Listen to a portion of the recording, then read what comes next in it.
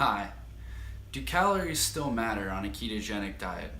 There's a lot of debate around this topic, and most of it references the work of Dr. Jason Fung and his discoveries on insulin. In my opinion, and in the research that I've read, calories definitely still matter on a ketogenic diet. Some of the articles that are referenced, Dr. Jason Fung says that calories are irrelevant, and what he means by that is that the focus on calories in and calories out in relevance to specifically weight loss as it pertains to the ketogenic diet is somewhat misplaced, and that he sees the concern as primarily hormonal.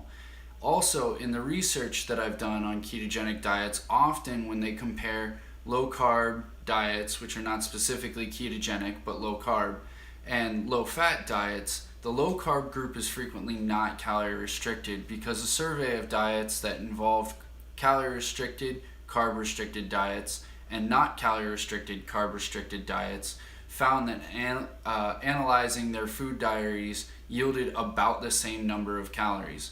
So what they found was that when you restrict your carbohydrates, your appetite and hunger mechanisms work more appropriately and you tend to overconsume less. So the calorie counting didn't yield significant improvements in diet behavior. So it can be informative, but it didn't seem to assist weight loss very much. And this is what I'm talking about when people talk about count carbs and let the rest go, or what I talk about that if you're doing keto hungry, you're doing keto wrong. The first thing to control in the first month is to get your insulin levels and your hunger under control and to begin the process of fat adaptation, forming lipidase in the liver. And once you've adjusted to the new way of eating and the new diet, you'll find that your hunger drops because your background insulin levels drop and your blood glucose gets under control.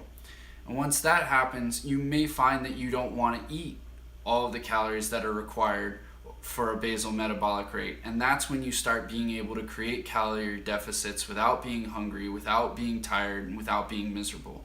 Your metabolic rate doesn't drop, you're able to eat less. And this is also where, when you eat less, the calories that you choose not to eat should be coming from your fats. Your protein requirements are based on your lean muscle mass, which won't change when your hunger drops. Your carbs are a restriction to make sure that you stay in ketosis and don't have too much blood glucose around.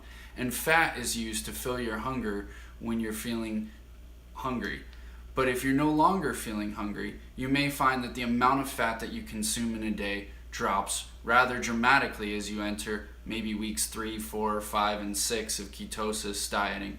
So yes, you still need to pay attention to calories if you want to achieve weight loss, but counting calories may not yield significant results. What yields significant results is that when you get rid of the glucose and you get rid of the carbs, your hunger controls itself through the regulation of insulin, and that regulation of insulin causes your hunger to go away.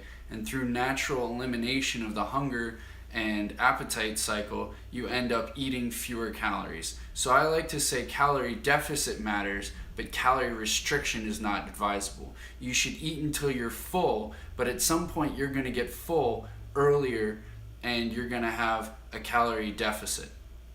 So that's what I mean by calories still matter, but you don't necessarily need to pay attention to them. Love you guys.